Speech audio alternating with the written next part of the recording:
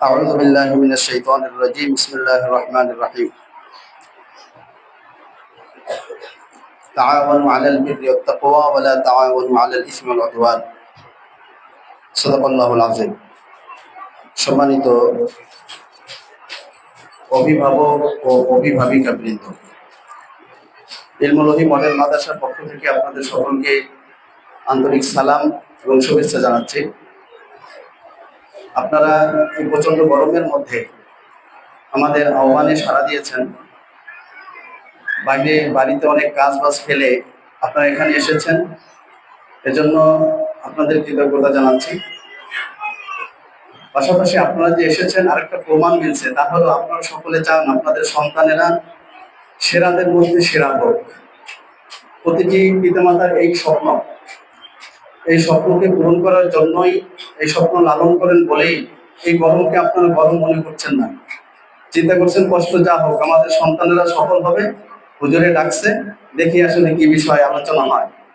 এই জন্যই তো নাকি ভাই বোনেরা, এই কারণেই আপনারা এসেছেন। এখন আসলে আমাদের সকলের উদ্দেশ্য হলো একটা, আমাদের সন্তানদেরকে মানুষ করা, ওদেরকে বড় করা।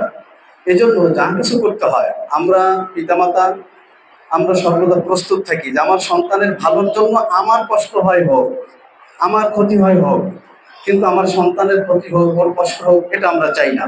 সকল পিতামাতার এটা। আর আমরা ওস্তাদ যারা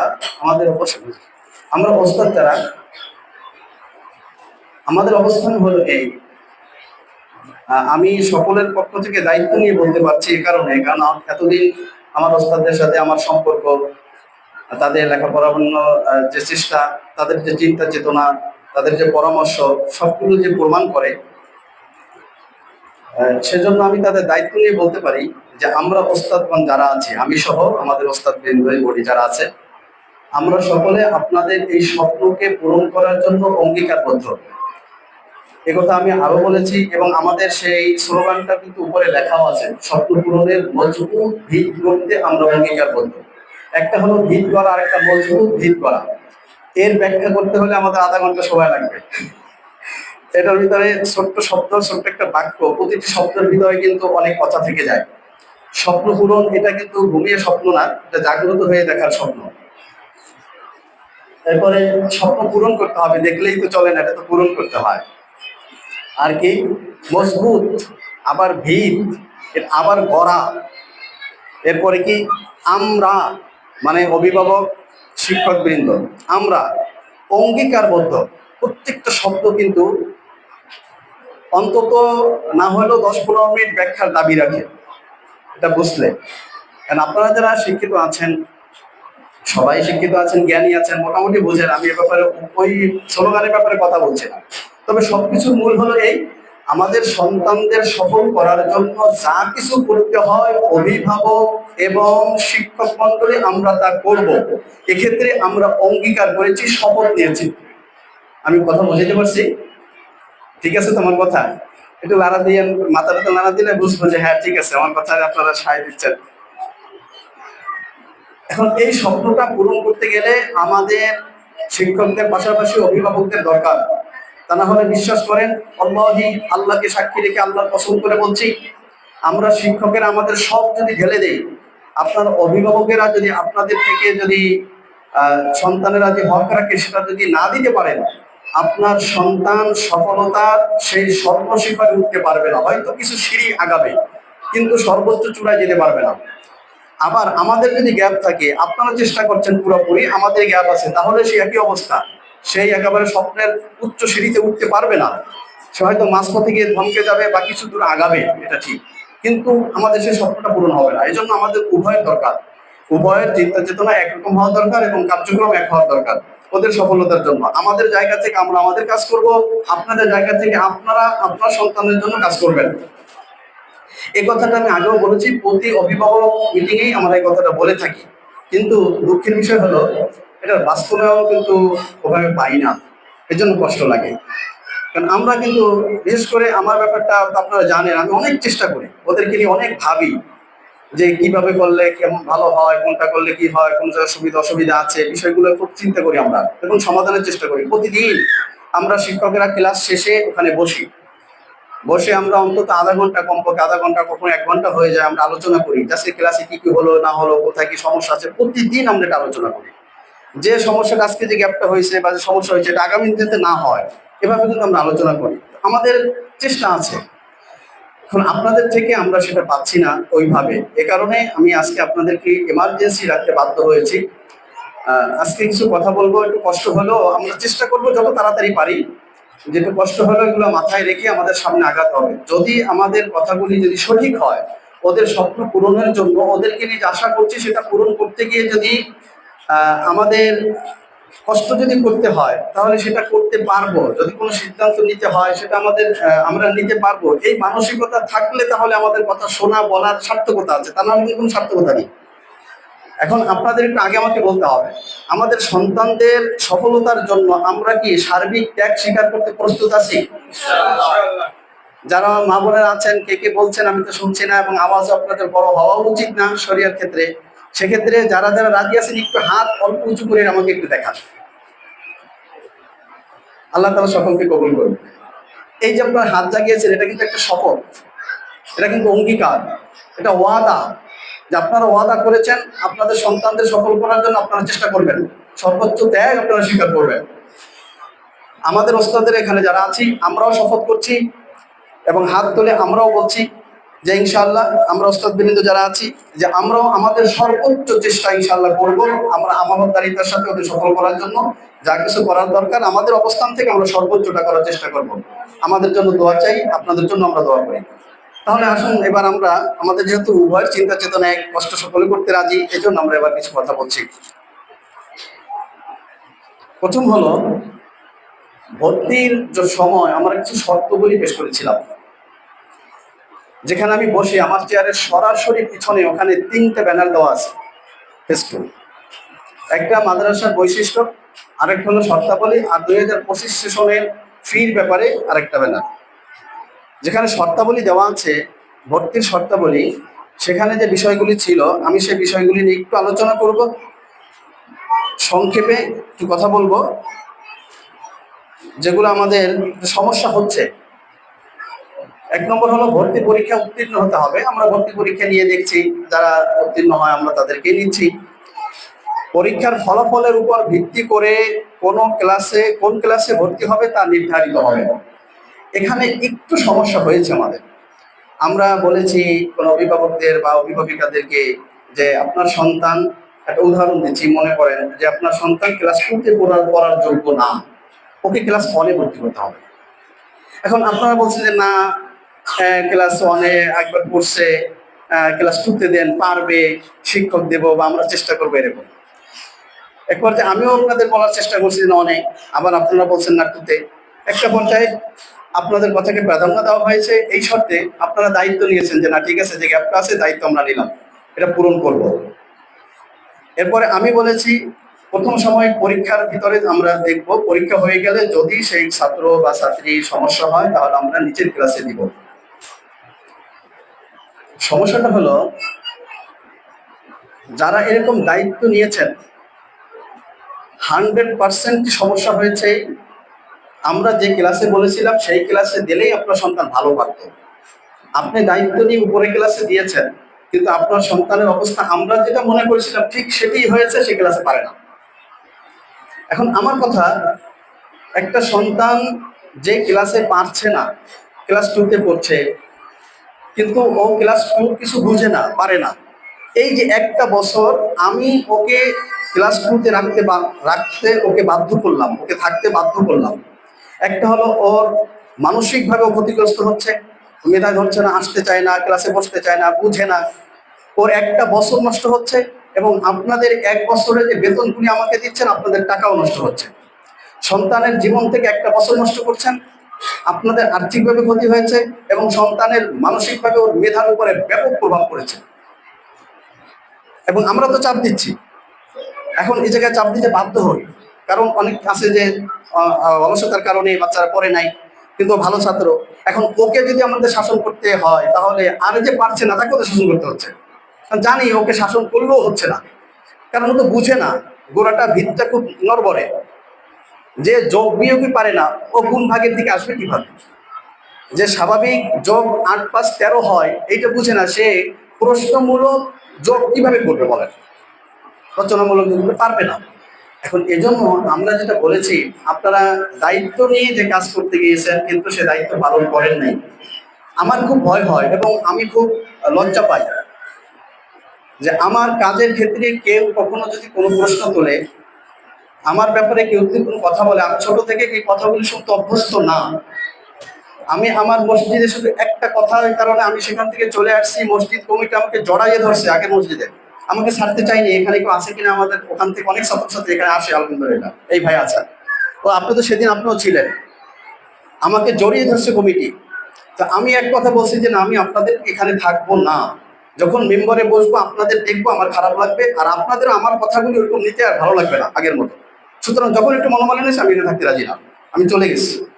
কারণ হলো আমি যে ওয়াদা করি, সে ওয়াদা আমার জীবন থাকতে আমি রক্ষার জন্য চেষ্টা করি, আল্লাহর কসম করে বলি, এবং এটা আমি মনে করি আমার জন্য ভালো। এটা আমার ভিতরে এই একটা তেরামি বলতে পারি না, যা বলেন, যে আমার কথা হলো যে আমি বলছি অথচ এটা হবে না, আমি বেঁচে থাকবো, এটা সম্ভব না। আমার চেষ্টা সর্বোচ্চ থাকবে, যে এই চেষ্টাটা করি আমি, আমার পক্ষ থেকে সব উজাড় করে দিই। এরপরে যদি একটা ছেলে না পারে, আমি তো ওয়াদাবদ্ধ, এবং এটা আমার অনেকে জানে। যখন এই ছেলেটা আমার এখানে এবছর মনে করেন পারলো না, একটা জায়গায় অনুষ্ঠানে গেল, জিজ্ঞেস করলো কোন মাদ্রাসা পড়ো, কোন মাদ্রাসা বলো তো, এটা ও পারছে না, তখন আমার লজ্জা। এরপরে আরেকটা ক্লাসে গিয়ে ভর্তি হবে, মনে করে এবছর আমি খুব চাপ দিলাম, বাচ্চা না ওই মাদ্রাসায় পড়বো না, ওখানে আমি কিছু বুঝি না। আরেকটা মাদ্রাসা নিবেন, তারা বলবে যে ও ক্লাস 2 3 পড়ার যোগ্য না, কারণ এখানে 2 পড়ছে, তারা বলবে ক্লাস 2তেই ভর্তি করতে হবে। এটাও আমার জন্য বড় লজ্জার, আমার এখানে ক্লাস 2 পড়ে গিয়ে আর একটা জায়গায় আবার সেই 2 ভর্তি হতে হচ্ছে, অথচ সে আমার ছাত্র। এই যে লজ্জা নিয়ে আমি কিভাবে চলবো, আমি মানুষের সামনে কেমনে মুখ দেখাবো, এটা আমার পক্ষে সম্ভব হয় না। আমি এই সকল বিষয়গুলি খুব আমাকে কষ্ট দেয়, বেদনা দেয়। এই জন্য আপনাদের অনুরোধ করছি, আপনারা যারা দায়িত্ব নিয়েছেন আপনাদের সন্তানদের, সে দায়িত্ব পালন করুন। যারা পরীক্ষায় ভালো করে নাই বা যারা এখনো ক্লাসে ভালো করছে না, ওদের ক্ষেত্রে আমাদের সাথে পরামর্শ করুন। যদি আমাদের নিজের ক্লাসে কোঠা ফাঁকা থাকে, তাহলে আমরা সেই ক্লাস ওদেরকে দিব। ইতিমধ্যে আমরা দিয়েছি, ক্লাস 1 থেকে নার্সারিতে দেওয়া হয়েছে। আবার ক্লাস 1-এ একটা ছেলে আছে যে নার্সারিতে দেওয়ার জন্য অভিভাবক আমাকে বলেছেন, কিন্তু সেখানে এমন অবস্থা, আর সেই ক্লাসে কোনো ছাত্র নেওয়া যাচ্ছে না, কারণ আমাদের কোঠা ফিল হয়ে গেছে, পূরণ হয়ে গেছে। এখন কিভাবে সেখানে ঢুকাবো, এটা পসিবল হচ্ছে না। এখন এটা যদি হতো যে আরো আগে আপনি যদি আমাদেরকে বলতেন, আমরা আগেও বলছি, পরীক্ষার আগেও বলছি, তার অবস্থা দেখে যে কিন্তু পারছে না, ওকে নিচের ক্লাসে দেওয়া হোক। তারপরে আপনারা মানে যে সমস্যাটা হচ্ছে, সে বলছেন যে না পারবে, আমি দেখছি, চেষ্টা করছি, কিন্তু দেখা গেল যে আসলে চেষ্টা সফল আপনি হন নাই। ওই ছাত্রের অবস্থা কিন্তু খুব খারাপ। এখন আমরা তো ওর জন্য তো বসে থাকবো না, আমাদের কোথাও তো পূরণ করতে হবে। সেক্ষেত্রে আমরা সব ছাত্র নিয়ে নিছি। এখন ওকে যদি আবার নিচে নিতে হয়, তাহলে আমরা সে জায়গাও পাচ্ছি না, কিভাবে নিব? অথচ আমারই ছাত্র, আমি আমার প্রতিষ্ঠানের ছাত্র, ওর ভালোর জন্য আমি নিচে দিতে পারছি না, এটা তো আমি বাদ। এখন কাকে বাদ দিয়ে ওকে ঢুকাবো বলেন? এটা তো সম্ভব হয় না। এজন্য অনেক জিনিস আছে আমরা চাই, পারি না, আবার আপনারা চান, আমাদেরকে বলেন, তা আমরা আসলে পারছি না। এজন্য আপনাদের কষ্ট লাগতে পারে, কিন্তু কষ্ট পাবেন না। আসলে আমাদের অবস্থানটা দেখুন, বুঝুন। আমাদের অবস্থানে আপনারা আসেন, আর আমি আপনাদের অবস্থানে গিয়ে, কিন্তু আমি যখন আপনাদের নিয়ে কথা বলি, আমি কিন্তু আপনাদের অবস্থানে গিয়ে কথা বলি। আমি যদি অভিভাবক হতাম, আমার সন্তান যদি এই কন্ডিশন হতো, আমি শিক্ষকদের থেকে কি আশা করতাম বা কি বলতাম, আমি কিন্তু এরকম চিন্তা করেই আমি আপনাদের সাথে কথা বলার চেষ্টা করি। বাকি তো উন্নীত হবেই মানুষ না। আমি কি আপনাদেরকে আমার কথাগুলি কি বুঝাইতে পারতেছি? আচ্ছা, আমার মনে হয় কথাগুলো অস্পষ্ট হচ্ছে, এবং তো তাড়াতাড়ি করছি এ কারণে যে আপনাদের গরমে আটকে যাচ্ছেন এবং সময়ের ব্যাপার। আচ্ছা, তাহলে প্রথম যে কথাটা বললাম, যে ভর্তির ব্যাপারে এই একটু সমস্যা হয়ে গেছে, যার কারণে কিন্তু এই ধরনের ঝামেলা হচ্ছে। এর সমাধান কিভাবে করা যায়, পার্সোনালি আমার সাথে একটু আপনি কথা বলেন। যাদের সন্তানদেরকে নিয়ে আমরা বলেছি যে ও পারছে না, আপনাদেরকে আমরা নক করি, প্রতিনিয়ত জানাচ্ছি, তারাই একটু আবার যোগাযোগ করে দেখি কি করা যায়, সমাধান কি করা যায়। দ্বিতীয়ত, প্রতিদিন ক্লাসে উপস্থিত হতে হবে, এই ছিল আরেকটা শর্ত। এখন ক্লাসে উপস্থিত হয় না, অধিকাংশ ছাত্রছাত্রী ক্লাসে উপস্থিত হচ্ছে না। হ্যাঁ, অসুস্থ থাকে, ঝামেলা থাকে, সেটা আলাদা কথা। কিন্তু সুস্থ থাকলে অজুহাত কি, ক্লাসে আসো নাই কেন? ঘুম দিয়ে উঠতে পারি নাই। ও তো ছোট মানুষ, ও তো ঘুম দিয়ে উঠতে পারবেও না, ও উঠবে কেন? ও কিছু বুঝে? এখন ও উঠতে পারে নাই মানে কি? আমি উঠতে পারি নাই, অথবা আমি উঠে ওকে উঠাই নাই। ভুলটা আমার হয়েছে। এখন সমস্যা হয়েছে অভিভাবকের, আমি যদি ওকে শাসন করি বলেন এর সমাধান হবে? এখন আমি তো অভিভাবকদেরকে শাসনের, এই কথা তো বলাটাও বেয়াদবি, এগুলো তো বলাই যায় না। কিন্তু আপনাদেরকে পরামর্শ তো দিতে পারি, আপনাদের কাছে অনুরোধ করতে পারি, কিন্তু অনুরোধ বারবার করছি, তারপরে কিন্তু আপনার সন্তান ক্লাসে আসছে না। যাদের এরকম গ্যাপ হয়, হ্যাঁ, মাসে একবার হয়েছে, শারীরিক সবাই সমান, শব্দের সমান থাকে না, সেটা আলাদা কথা। কিন্তু কন্টিনিউ হচ্ছে এরকম আপনাদের সন্তানদের ম্যাক্সিমাম সপ্তাহের ভিতরে 3 দিন 4 দিন, এমনকি আছে যে 7 দিনই সমস্যা হচ্ছে, সপ্তাহে 6 দিন ক্লাস, 6 দিনই সমস্যা। তাহলে আপনি কি চিন্তা করেন আপনার এই সন্তান কি শিখবে? মনে করেন অনেকে চিন্তা করে ক্লাস তো 9:30টার পর শুরু হয়, তাহলে আমরা যে 8টা থেকে 9টা ক্লাস করি, এটা কি করি? 8টা থেকে 9টা ওদেরকে আমরা মেধার ভিত্তিতে, ওইখান থেকেই তো ও আরো আগাবে বেশি। ওর কোরআন নেওয়া, হেফজ নেওয়া, এমন হতে পারে, আমি বলেছি একটা ছেলে ক্লাস 1-এ পড়ে, হতে পারে ওর মেধার কারণে ও ক্লাস 1-এ বসে হাফেজ হয়ে গেছে। এখন ওর মেধা আছে, আপনি ওকে ঘুম পাড়াই রাখছেন, মেধাকে ঘুম পাড়াই রাখলে কাজ হবে? কিন্তু ড্যামেজ হয়ে যাবে আস্তে আস্তে। এজন্য আপনাদের কাছে অনুরোধ, আপনাদের সন্তানকে ওর মেধাকে কাজে লাগাবার জন্য অবশ্যই ওকে ক্লাসে পাঠাতে হবে। প্রতিদিন ক্লাসে আসছে না। দ্বিতীয় সমস্যা হলো, দ্বিতীয় শর্ত ছিল, দেখেন, নির্ধারিত ইউনিফর্ম পরিহিত অবস্থায় মাদ্রাসায় আসতে হবে। নির্ধারিত ইউনিফর্ম এটা করা হয়েছে অনেক দিক বিবেচনা করে। এখন আপনার সন্তান অনেকের, আচ্ছা আমি গত মিটিংয়ে বলেছিলাম, আপনাদের মনে আছে কিনা, যদি কারো আর্থিক সমস্যা থাকে আমার কাছ থেকে ঋণ নিয়ে আপনি পোশাক বানান। মনে আছে আপনাদের? আমি বলেছিলাম প্রয়োজন আমার কাছ থেকে ঋণ নেন, আপনি আস্তে আস্তে দেন, যেদিন পারেন দেন, কিন্তু ওকে অবশ্যই ওর ড্রেস ওকে বানাই দেন। এখন আমি বলেছিলাম, এবং আমি আজকেও বলছি, এখনো যাদের ড্রেস কমপ্লিট হয় নাই, আমি আপনাদের অনুরোধ করছি, হ্যাঁ সমস্যা সবারই হয়, যদি সমস্যা হয় আপনার আমার সাথে যোগাযোগ করুন, আর্থিক সাপোর্ট আমি দিব ইনশাআল্লাহ। ওর ড্রেসের ক্ষেত্রে আমি আপনাকে ঋণ দিব, যেদিন পারেন দিয়ে, কিন্তু ওর পোশাকটা বানাই দেন। এটা অনুরোধ করলাম আপনাদের। আমি আর এ ব্যাপারে আর কথা বলছি না, সময় পাচ্ছি না, কারণ আমাদের থেকে গুরুত্বপূর্ণ পয়েন্টগুলো রয়েছে, এবং এ কারণে কিন্তু ওদের পরীক্ষা কিন্তু মার্ক আছে, এটাও খেয়াল রাখবেন। পরীক্ষায় আমাদের উপস্থিতি, তারপরে ইউনিফর্ম, তারপরে ব্যবহার, গুড ম্যানার, এসব এই 3টা পয়েন্টে 5টা পয়েন্ট আছে, আমার পুরোটা মনে নেই। ও ক্লাস উপস্থিতি, এটার উপরে এরকম ওদের মার্ক রয়েছে। তো সুতরাং আপনারা শুধু ক্লাসে পাঠাইলে হবে না, তাহলে ক্লাসে পাঠাইলেন ওই দিক থেকে 20-এ 20ই পাইল, কিন্তু ইউনিফর্ম নাই, ও 20 ওখানে 20 নষ্ট হয়ে গেল। ওই ছেলেটা কি হলো, সব সাবজেক্টে A+ পেয়েছে, এদিকে মনে করেন 79 পাইছে।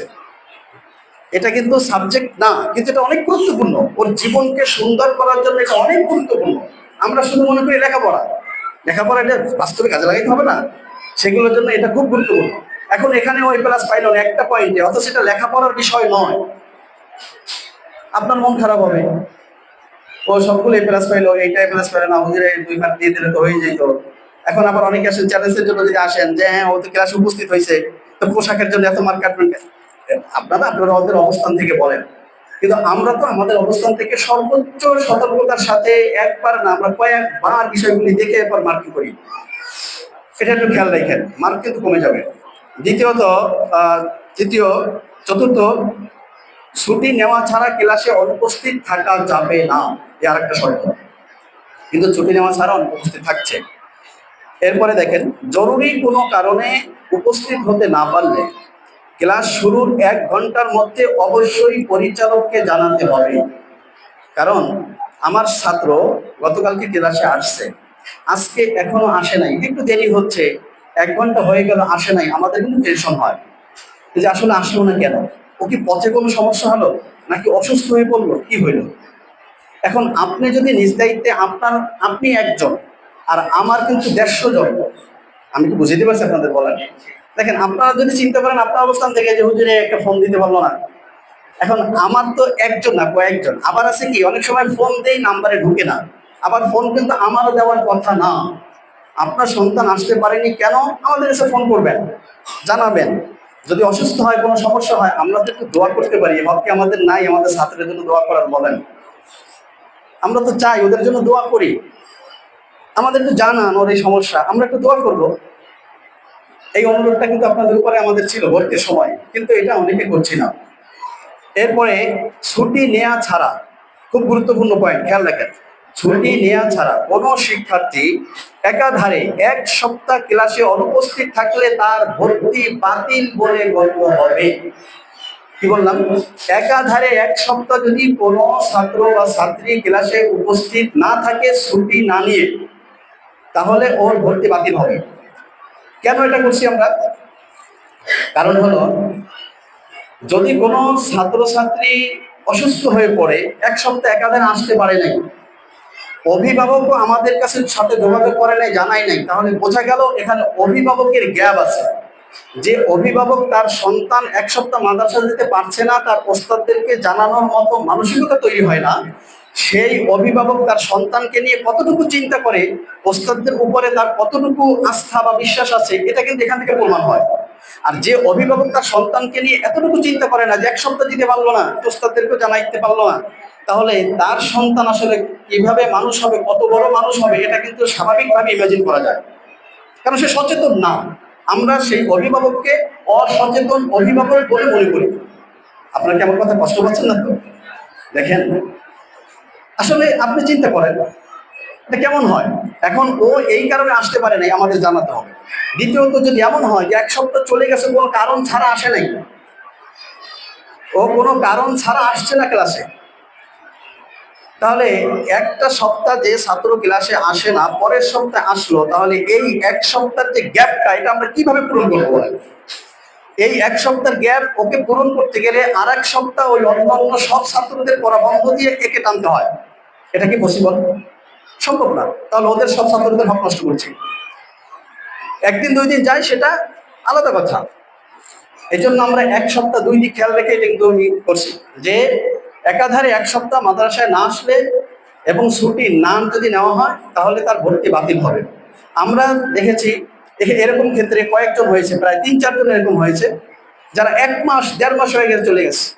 আমি ফোন করছি, কেউ আছে রিসিভ করে বলছে 2-1 দিনের ভিতরে আসবে, অথচ তা হয়ে গেছে 10-15 দিন, কিন্তু তারপরে 1 মাস খবর নাই। এরকম হয়েছে।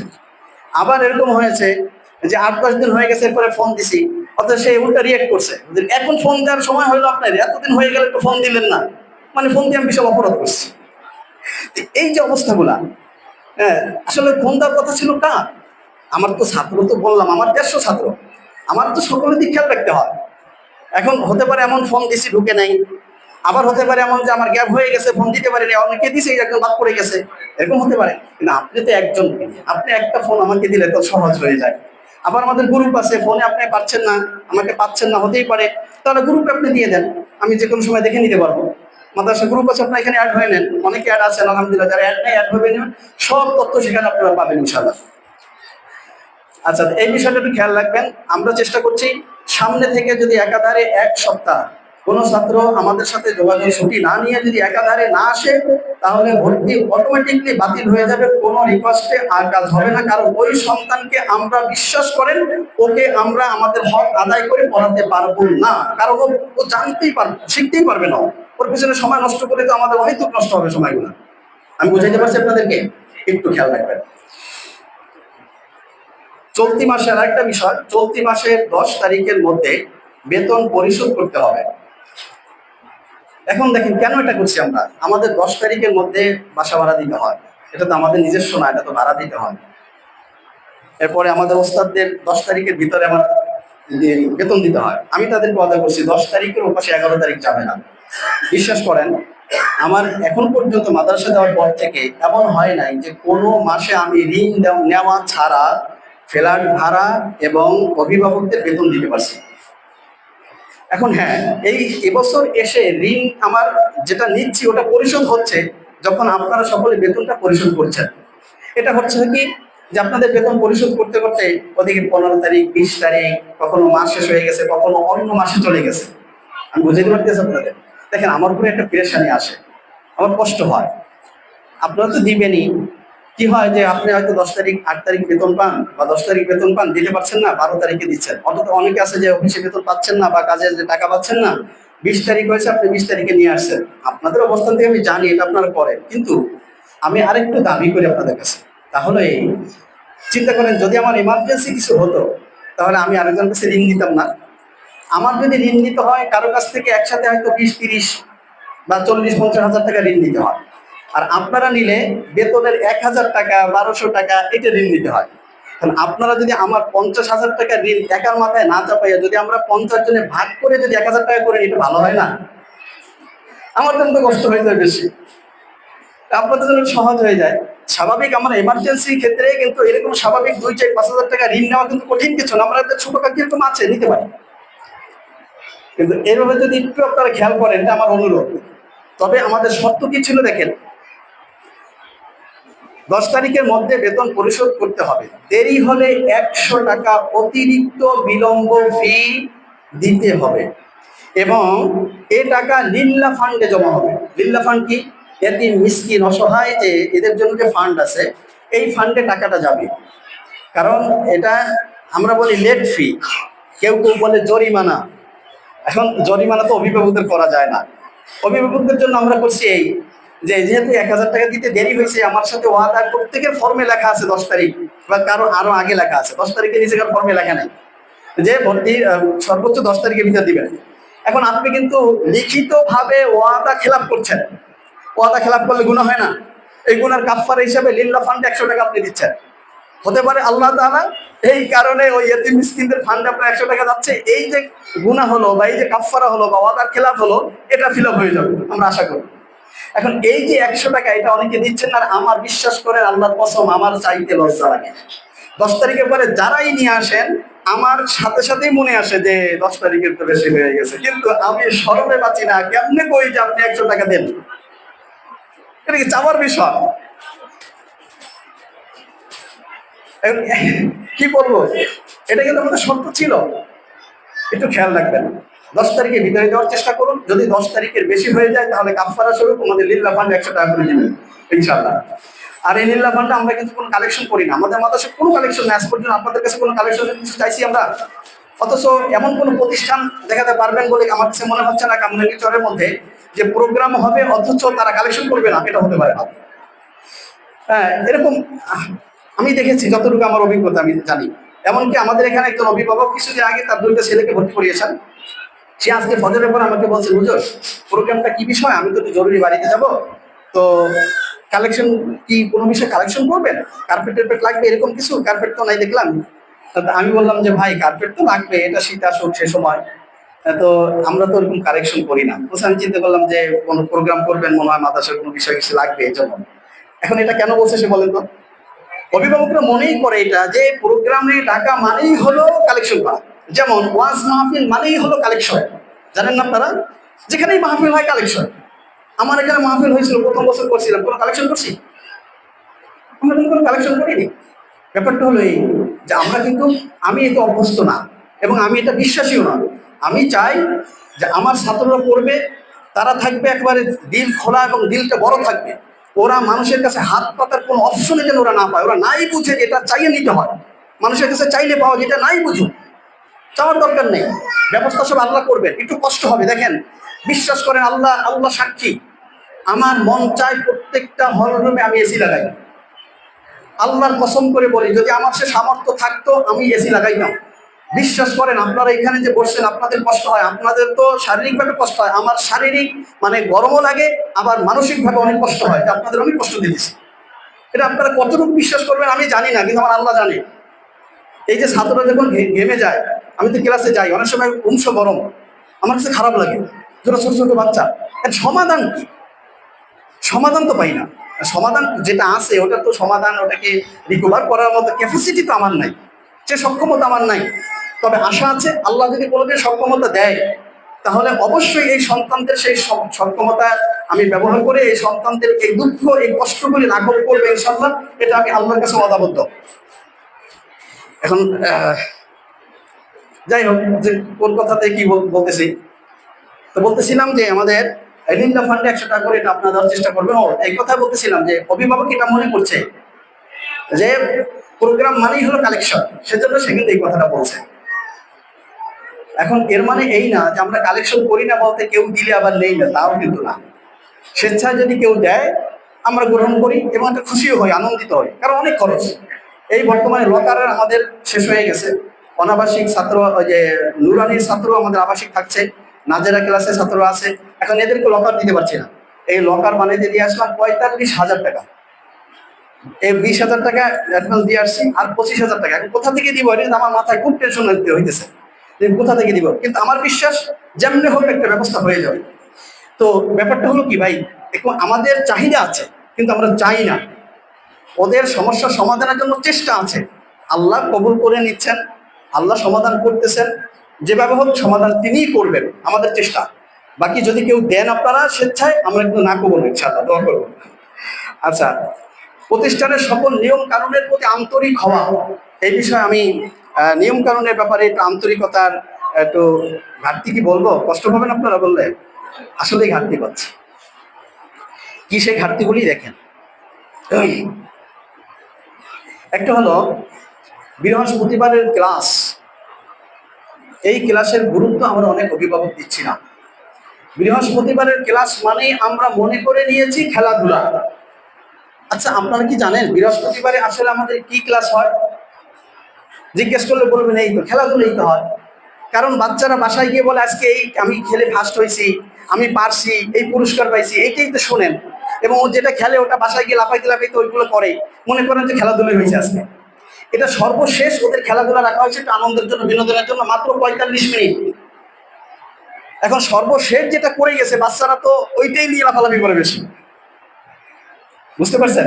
এই জন্য আপনারা তো মনে করেন যে শুধু খেলাধুলা না, আমাদের বৃহস্পতিবারের রুটিন আছে। বৃহস্পতিবারে আমরা আরো অনেক কাজ করি, যেমন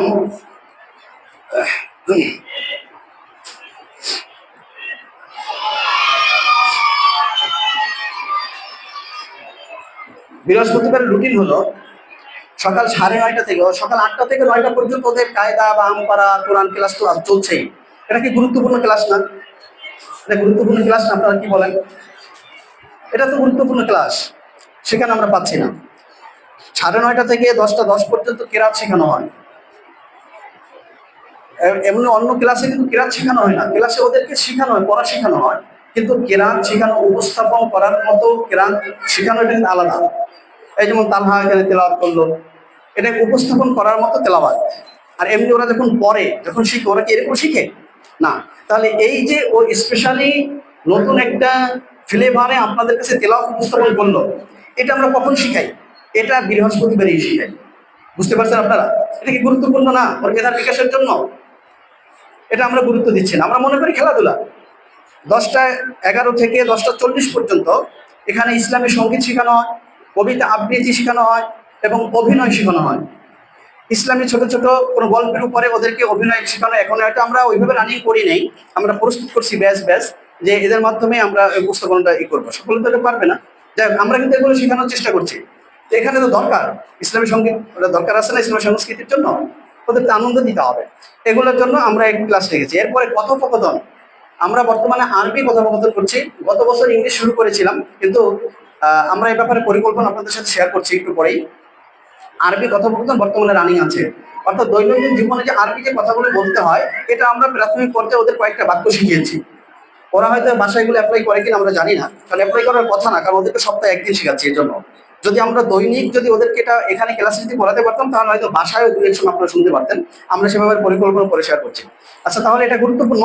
এরপরে হলো 1 থেকে 11টা 30 পর্যন্ত আধা ঘন্টা সময় নামাজ ও নামাজ রিলেটেড যে বিষয়গুলি আছে, ওযু, তায়াম্মুম বা নামাজের যে পদ্ধতিগুলি, নামাজ ভঙ্গের কি কি হলে কি নামাজ ভঙ্গ হবে, ওরা বলছে যে ওরা শুধু মুখস্থ করছে, কিন্তু এটা প্র্যাকটিক্যাল ওরা জানে না।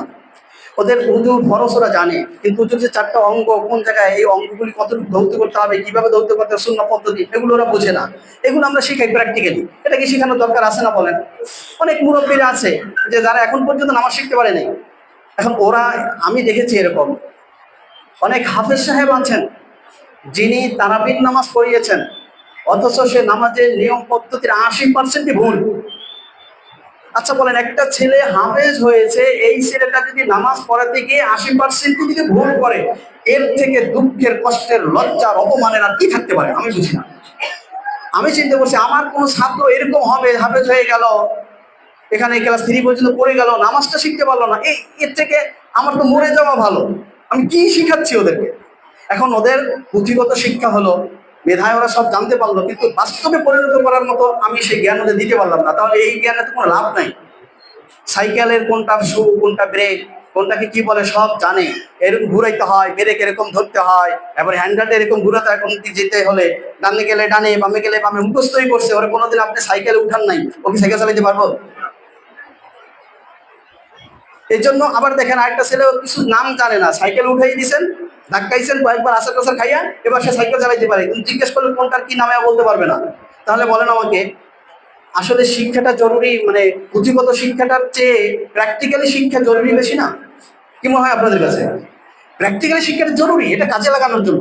এজন্য আমরা প্র্যাকটিক্যালি শিক্ষাটা যাতে প্র্যাকটিক্যাল কাজগুলিকে সঠিক মতো করতে পারি, এই জন্যই তো আমাদের পুঁথিগত বিদ্যা নিতে হয়। আমি বুঝাইতে মনে হয় সক্ষম হচ্ছি না আপনাদেরকে। আমার জীবনকে পরিচালনার জন্য সঠিক সুন্দর পদ্ধতিতে পরিচালনা করতে হলে যা দরকার সেটাই তো বিদ্যা আমাকে বই থেকে নিতে হচ্ছে, নাকি বইতে যা পাচ্ছি সেই অনুযায়ী আমরা চলবো? বিষয়টা এরকম না। আমি যেভাবে চলবো সেইটার শিক্ষাটা কিন্তু বই থেকে নিচ্ছি। এবং হ্যাঁ, কিছু বিষয় আছে যেটা কোনটা ফরজ, কোনটা ওয়াজিব, বা আমাকে আমি খারাপ কাজ করি সেটা করা যাবে না, এগুলো তো সেখান থেকে নিতে হচ্ছে, সেটা আলাদা কথা। কিন্তু প্র্যাকটিক্যাল যে কাজগুলি, এটা তো আমাকে বই থেকে শিখে নিতে হচ্ছে। তো ওটাও জরুরি, এটাও জরুরি। কিন্তু আমরা মনে করছি কি আজকে ক্লাস হয় না, বৃহস্পতিবার তো ক্লাস হয় না, খেলাধুলা হয়। কি মনে হয় আপনাদের, খেলাধুলা হয় খালি? এগুলো শেখানো লাগবে না? বৃহস্পতিবার আমার এই প্রতিষ্ঠানের নুরানি বিভাগের 50% ছাত্রছাত্রী অনুপস্থিত থাকে। বিশেষ করে এই দিকে খেয়াল রেখেই কিন্তু আপনাদের আজকে জরুরিভাবে ডাকছি। আমি কি আশা করতে পারি এখন থেকে শনিবার রবিবার, শনিবার অনেকে গ্যাপ হচ্ছে, শুক্রবার দিন বিয়ে খাইতেছে, বিভিন্ন অনুষ্ঠানে যাইতেছে, রাত 1টার সময় ঘুমাইতেছে, সকাল উঠতে পারে না, মা বাবা ছেলে মেয়ে সবাই ঘুমায়, এই জন্য শনিবারও ক্লাসে মিস করছে। শনিবার কত বড় গুরুত্বপূর্ণ একদিন বন্ধ গেল, রিল্যাক্সের জন্য একদিন গেল, অথচ মনে হয় যেন এই দিন আরো সর্বনাশ হয়ে গেল। শনিবার ক্লাসে অনুপস্থিত থাকছে, বৃহস্পতিবার এমনি অলসতার কারণে সমস্যা হয়েছে। এই বিষয়গুলি আমি আপনাদের থেকে আশা করি যে রোগী সহ বা অন্যান্য দিনে যেভাবে গুরুত্ব দেন, ওইরকম গুরুত্ব দিয়ে শনি এবং বৃহস্পতিবার আপনাদের সন্তানদেরকে মাদ্রাসায় পৌঁছাবেন। আমি কি আশা করতে পারি? ইনশাল্লাহ। এবং সে বিশ্বাসও রাখছি, দেখি আল্লাহ তাআলা বিশ্বাসের মর্যাদা কতটুকু রাখেন ইনশাল্লাহ। এরপরে লাস্ট 11:30 থেকে 12:15 পর্যন্ত, এই সময় 45 মিনিট ওদের খেলাধুলা দেওয়া হয়। খেলাধুলা করার পর ওদেরকে নিয়ে বসা হয়, ওদের তরবিয়ত শিক্ষা দেওয়া হয়, ওদেরকে নসিহত করা হয়। মনে করেন পিতামাতার সাথে মর্যাদা, পিতামাতার মর্যাদা সম্পর্কে আলোচনা হলো, তাদের সাথে এরকম আচরণ করবা, তাদের জন্য এই দোয়া করবা, তোমাকে নামাজ এরকম করতে হবে, নামাজ বন্ধ করলে আল্লাহ গুনাহ দিবে, এরকম এক একটা বিষয়। জান্নাত কত সুন্দর, জান্নাতে তুমি যাইতে চাও না, ওদেরকে এরকম মানে উৎসাহ দেওয়া। জাহান্নামে তো ভয়ানক, ওখানে গেলে তো কষ্ট হবে, তুমি কি যেতে পারবা, এগুলো থেকে ওদের জাহান্নামের ভয় দিয়ে যে না ওদিকে ওই কাজগুলো করা যাবে না, এরকম করে ওদেরকে আমরা নসিহত করি লাস্টে 15 মিনিট। এটা কি আপনার সন্তানের জন্য গুরুত্বপূর্ণ না? এখনো মেধায় যেগুলো নিবে জানেন, আমি দেখছি ওদেরকে নিয়ে যখন দোয়া করছি ওরা হাউমাউ করে কান্নাকাটি করে, হাউমাউ করে কান্নাকাটি করে। কি বুঝে কি বুঝে না জানি না, কিন্তু ওদের দিল তো নরম। এই সময় ওদের জেহেনের ভিতরে যে বিষয়টা দেওয়া হবে, ওরা কিন্তু এটাই ভালো মতো নিতে পারবে, আজীবন এটা কাজে লাগবে। খুব গুরুত্বপূর্ণ এই নসিহতের কাজটা, কিন্তু আমরা আমাদের অনেক সন্তানকে পাই না। তাহলে কি হয়, অনেক ছেলে আছে মাদ্রাসায় পড়ছে, এরপরে সে গাঁজা টানতেছে। অনেক মা বাবা আসছেন আমার কাছে কান্নাকাটি করছেন, এখন তার কিছু করার নাই, এখন মা বাবাকে মারতেছেন, হুজুর কিছু একটা করেন, কি করব বলেন, কি করবো? অর্থাৎ তারা চায় একটা তাবিজ দেন, তাবিজ দিলে যেন ঠিক হয়ে যায়। এটা কি সম্ভব? সম্ভব না। এই জন্য এখন থেকে ওদেরকে আমাদের তৈরি করতে হবে, তা না হলে বিশ্বাস করুন, ওরা যদি বিষয়গুলি না বুঝে তাহলে ভবিষ্যৎ কিন্তু অন্ধকার। শুধু পুঁথিগত শিক্ষা নিয়েই কিন্তু সফল হতে পারবে না, বড় সমস্যা। এই জন্য আপনাদের অনুরোধ করছি এই বিষয়টি মাথায় রেখে আপনাদের সন্তানদেরকে পৌঁছাবেন ইনশাআল্লাহ। প্রিয় অভিভাবকগণ, আমি আপনাদের সামনে এই যে কথাগুলি বললাম, আপনাদের কাছে কি মনে হয় এগুলো আসলে কি জরুরি, এগুলো করার দরকার, নাকি বৃহস্পতিবার আমরা অন্যান্য দিন যেভাবে ক্লাস নিই ওইরকম ক্লাস নিব? যেভাবে আছে এরকম থাকলে ভালো হয়? কি মনে হয়? যদি ভালো হয় তাহলে আমরা অন্যান্য দিন যেভাবে আপনারা পৌঁছান বৃহস্পতিবার ওরকম পৌঁছাবেন ইনশাআল্লাহ। ইনশাআল্লাহ। এরপরে যে সমস্যা হচ্ছে ডায়েরি, নিয়ম কানুনের কথা বলছি। আমাদের নিয়মের অনেক নিয়ম কানুন, প্রতিষ্ঠান নিয়ম কানুনের উপরে আন্তরিক নাই, সে কথা থেকে বলছিলাম। আরেকটা হলো ডায়েরির ব্যাপারটা। আমরা ডায়েরিতে প্রতিদিন লেখা দিই। অভিভাবকদের জন্য একটা সাইনের একটা জায়গা আছে, দেখেন ওকে, একদিকে আমার সাইন বা যিনি লেখেন তার সাইন থাকে, শিক্ষকের সাইন ওখানে, আর একদিকে থাকে অভিভাবকের জায়গা। আমরা ওটা রেখেছি এই কারণে, দেখতে চাই যে অভিভাবকরা বাসায় আসলে দেখে কিনা ডায়েরিটা। আপনি বাসায় দেখছেন আপনার সন্তানকে কি পড়ানো হয়েছে, আগামী দিনের জন্য কি পড়া, এটা যদি আপনি একটু খোঁজ খবর না নেন, তাহলে আপনি কেমন অভিভাবক? আপনার সন্তানকে আপনি সফল করতে চান, এটা কেমনে বিশ্বাস করবো বলেন? একটু আপনি ওখানে একটু সাইন দেন, আমরা বুঝবো যে আপনি দেখেছেন। এটা একটা গুরুত্বপূর্ণ বিষয়। এবং কিছু সন্তান আছে যাদের ডায়েরি নাই, প্লে ক্লাসের কয়েকটা সিলেবাসে ডায়েরি নেই। বারবার আমি বলতেছি, অভিভাবককে বলছি, সন্তানদের বলছি, গুরুত্ব দিচ্ছে না। তারা মনে করে ডায়েরি জিনিসটা কি, এটা কিসের দরকার? কিন্তু আমি চাই আমাদের এখানে কি লেখাপড়া আজকে হয়েছে এটা আপনাদের জানানো, এবং আগামী দিন ওদেরকে কি পড়ানো হবে বা বাসার কি কাজ এটা আপনাদেরকে জানানো। তা না হলে তো আমরা 3 বেলায় ক্লাস নিয়ে ওদের কাটিয়ে রাখতে পারতাম। আমরা শুধু ঘুমাইতাম, নাকে তেল দিয়ে ওদের ভিতরে রাখতাম, আর ওই বছর শেষে দেখতেন এই ক্লাস দিয়ে দিচ্ছি সবাই রে, পুরস্কার দিয়ে খুব খুশি আপনারা, কিন্তু কিছু জিজ্ঞেস করলে কিছু বা বোম মারলো কিছু হয়ে যাবে। আমরা তো এটা বিশ্বাসী না, এই জন্য একটু খেয়াল করেন। আচ্ছা, আরেকটা হলো হাতের লেখা। আমি বর্তমানে কিছু হাতের লেখা লিখছি। আমি দেখতে পেয়েছি 2 দিন 3 দিন 4 দিন আমি লিখে দিচ্ছি, অথচ হাতের লেখা লিখে আনছে না।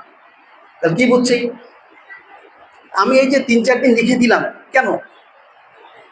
কোনো দাম, এর কোনো মূল্য আছে বলেন? অনেকে আছে এরকম করছে না, সবাই না, প্রায় 50%ই সমস্যা হচ্ছে। ঠিক ডে অনুযায়ী আমি তারিখও লিখে দিচ্ছি, কিন্তু সেই অনুযায়ী দেখছি হাতের লেখা আসছে না, 3-4 দিনের লেখা জমা হয়ে গেছে। এখন যাদের ওরকম 2-3 দিন হয়ে গেছে বা 3-4 দিন হয়েছে, আমি নতুন করে আর তাদেরকে হাতের লেখা দিচ্ছি না, আমি ওই খাতা আবার পাঠাচ্ছি। কারণ দেখছি যে না, গুরুত্ব নাই, লিখছেই না। আমি শুধু লেখে এক এক লাইন লিখে পুরো পৃষ্ঠে ভরে দিলাম, পুরো খাতা ভরে দিলাম, কিন্তু ওর হাতের লেখাই লিখলো না, তাহলে আসলে কি আমি পড়ছি?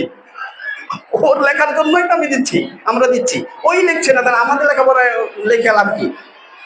এটা একটু খেয়াল রাখবেন ইনশাআল্লাহ। কষ্ট হচ্ছে আপনাদের না? আর একটু কষ্ট দিয়ে, একটু কষ্ট করতে হবে ইনশাআল্লাহ সন্তানদের জন্য। শিক্ষার্থীদের বাসায় নেওয়ার সময় আমরা একটা নিয়ম করেছিলাম, আমরা প্রত্যেক নুরানি বিভাগের প্রত্যেক ছাত্র ছাত্রীর অভিভাবক আইডি কার্ড করে দিয়েছি। অভিভাবক আইডি কার্ড পান নাই এমন কি কেউ আছেন এখানে? আপনার অভিভাবক আইডি কার্ড আছে? অভিভাবক আইডি কার্ড করে দিয়েছি কেন?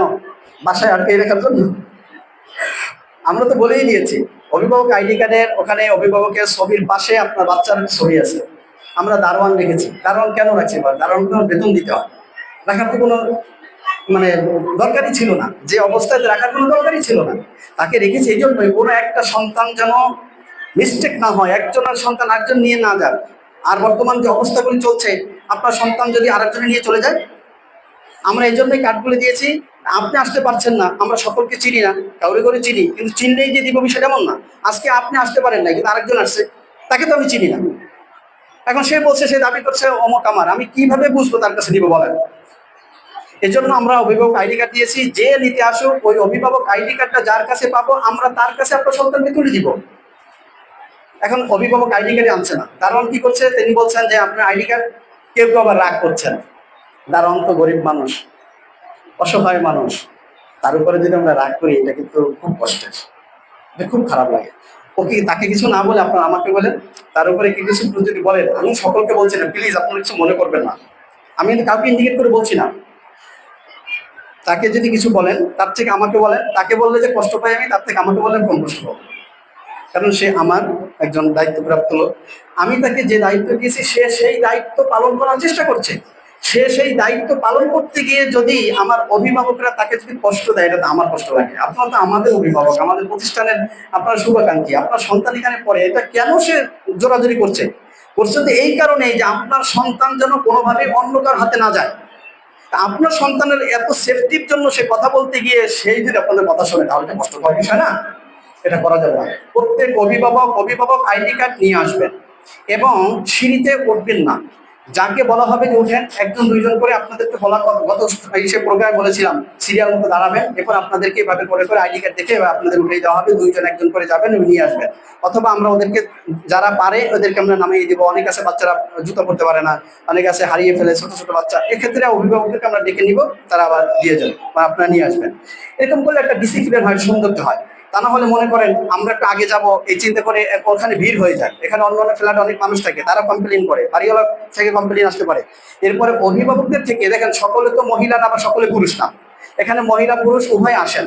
এখন মহিলারা যদি সেখানে থাকেন, পুরুষের উঠতে সমস্যা হয়, আবার পুরুষ যদি সেখানে জমা হয় তাহলে মহিলাদের উঠতে সমস্যা হয়।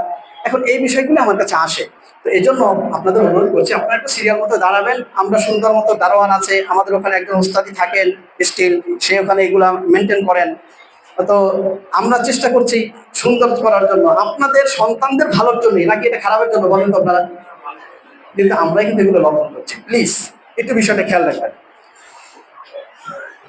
এরপরে যদি এমন আছে কেউ আমাকে ফোন করে যে হুজুর ওকে বাসা পাঠাই দেন আজকে, ও আসতে পারবে।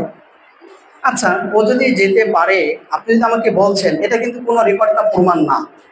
ওকে আমি পাঠিয়ে দিলাম, আল্লাহ না করুন পথে কোনো সমস্যা হলো, একটা কুকুরে কামড় দিল, দিতে পারে, বা কোথাও হোসব খেয়ে পড়ে গেছে, একটা সমস্যা হতেই পারে, বা কেউ নিয়ে গেছে।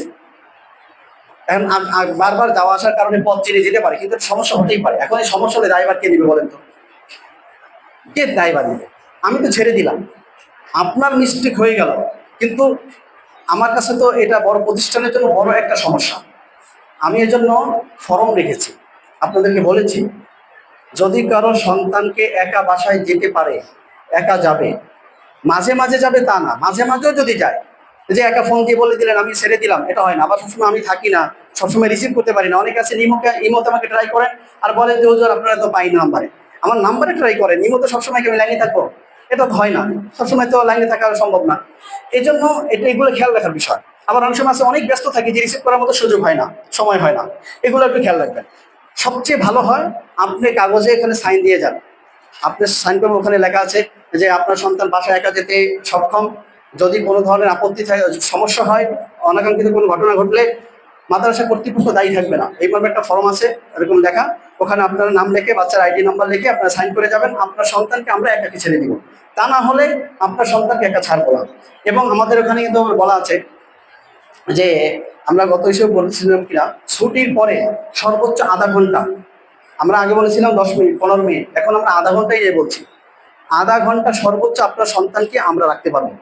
কারণ আমাদেরও তো কাজ আছে, যেমন 1টা বেজে যাবে, আমার মসজিদে যেতে হবে, শিক্ষকদের তাদের আবার রিল্যাক্সে, তাদের পরবর্তীতে আবার তাদের ক্লাস আছে, তারা ক্লাসে ঢুকবে, তাদের একটু বিশ্রামের ব্যাপার আছে। এখন যদি আপনার সন্তানকে নিয়ে যদি আমাদের বসে থাকতে হয়, তাহলে আমরা তো ওগুলো অন্যদিকে ঝামেলা হয়ে যায়। এই জন্য আমরা সর্বোচ্চ আধা ঘন্টা আপনার সন্তানকে আমরা গাইড দিতে পারবো। আধা ঘন্টা পরে আপনার সন্তান যদি কোনো সমস্যা হয়, সেখানে ড্রাইভারকে আপনাদের নিতে হবে। অনেকে আছেন যে খেয়াল নেই, কেউ বলে হুজুর মনে ছিল না, আরে আপনার সন্তান মনে ছিল না, এটা কি কেমন কথা? মনে হয় যে আপনার সন্তান বিক্রি করে দিচ্ছেন। হায় হায়, একটু খেয়াল রাখেন। আপনারা রাগ করেন আমার উপর, আমি বলবো না সমস্যাগুলো আপনাদের সাথে বলবো না, কার কাছে বলবো? কারণ আমার আর কি আছে, সমাধান আপনারাই করবেন, এই জন্যই তো আমার আপনাদের কাছে বলতে হয়। আচ্ছা, এরপরে নুরানি আবাসিক সার্ভিস আমাদের এখানে চালু আছে। নুরানি, যে সন্তানেরা পেশাব করে না, এবং আমরা কিছু বিষয় আছে যেমন গালাগালি, এরকম কিছু বিষয় আছে যে আবাসিকভাবে থাকবে সমস্যা, এদেরকে আমরা নিব না। কিন্তু কিছু ছেলে আমরা যদি আপনারা দেন তাহলে দিতে পারবেন। আমাদের এখানে কিছু আবাসিক ছাত্র আছে নুরানি বিভাগে, ওদেরকে আমরা রাখছি। তো যদি কেউ চান সেক্ষেত্রে আমাদের সাথে পরামর্শ করেন যে এটা কি সিস্টেম, কি পদ্ধতি, আমরা সেভাবে পরে কথা বলবো। এবং এবছর আমাদের যে সার্ভিস, আগামী বছর ইনশাল্লাহ আমরা অনেক বড় স্বপ্ন নিয়ে আগাচ্ছি, অনেক বড় কিছু ইনশাল্লাহ আমাদের চিন্তা চেতনা আছে, সেগুলো পরে শেয়ার করবো। আচ্ছা, আরেকটা হলো বেতন। আচ্ছা, বেতন গ্রহণের কথা বললাম। আরেকটা ঘোষণা, দ্বিতীয় সাময়িক পরীক্ষা আমাদের আগামী সেপ্টেম্বর মাসের 1 তারিখ থেকে শুরু হবে ইনশাআল্লাহ। সেপ্টেম্বরের 1 তারিখ থেকে দ্বিতীয় সাময়িক পরীক্ষা শুরু হবে। আগস্টের 25 তারিখে আমরা সাজেশন দিব। সাজেশন 1 সপ্তাহ আগে দিব, পরীক্ষার 1 সপ্তাহ আগে, 6 দিন আগে 25 তারিখে আমরা ওদের পরীক্ষার সাজেশন দিব। এর আগে কেউ সাজেশন চাবেন না ইনশাআল্লাহ, 25 তারিখে আমরা দিব। আর পরীক্ষার তারিখ কবে বললাম? 1 সেপ্টেম্বর। সেপ্টেম্বরের 1 তারিখ থেকে পরীক্ষা শুরু হবে ইনশাআল্লাহ। রুটিন তো আমরা যত সময় দিয়ে দেবো ইনশাআল্লাহ। এখন নতুন যে ভাবনা, আমি খুব সংক্ষেপ করে বলছি। আমরা আপনাদের সিলেবাসগুলি, বাচ্চাদের যে বইগুলো দেওয়া হয়েছে, বইয়ের সাথে সকল অভিভাবককে সিলেবাস দেওয়া হয়েছে। সিলেবাসে কি কি পড়ানো হয় বিষয়গুলি লেখা আছে। সিলেবাসটা পাতলা করে একটা বই, হ্যাঁ, বইয়ের সাথে পাতলা করে একটা আছে, এটা দেখবেন। যদি কেউ না থাকে, মনে হারিয়ে গেছে, তাহলে সমস্যা নেই, আসবেন ওস্তাদের কাছে বলবেন, 10 টাকা বা 20 টাকা বা 15 টাকা এরকম নিতে পারে সিলেবাস, ওইটা দিয়ে আপনি নিয়ে নিন, আপনি দেখতে পারেন। আচ্ছা দেখেন, এই যে সিলেবাস, একটু খেয়াল করুন সবাই, খুব গুরুত্বের সাথে আমি এখন খুব গুরুত্বপূর্ণ বিষয়গুলি বলছি। এই সিলেবাস আমি কয়েকদিন ধরে ঘেটে ঘেটে দেখলাম। গত বছর আমার কাছে কিছু বিষয় মনে হয়েছে যে এগুলো সমাধান করলে ভালো হতো, কিন্তু প্রথম বছর তো আমি সবকিছু গুছাতেই ওইভাবে পারি নাই। এবছর মোটামুটি কিছুটা গুছে আসছে এবং আমি একটু সময় সেদিকে সিলেবাসের দিকে দিতে পারছি। আমি দেখলাম কিছু বিষয় যে অসঙ্গতিপূর্ণ রয়েছে, যেটা আমাদের বাচ্চাদের আমাদের সে আশানুরূপ আমরা করতে পারবো না এই সিলেবাসে।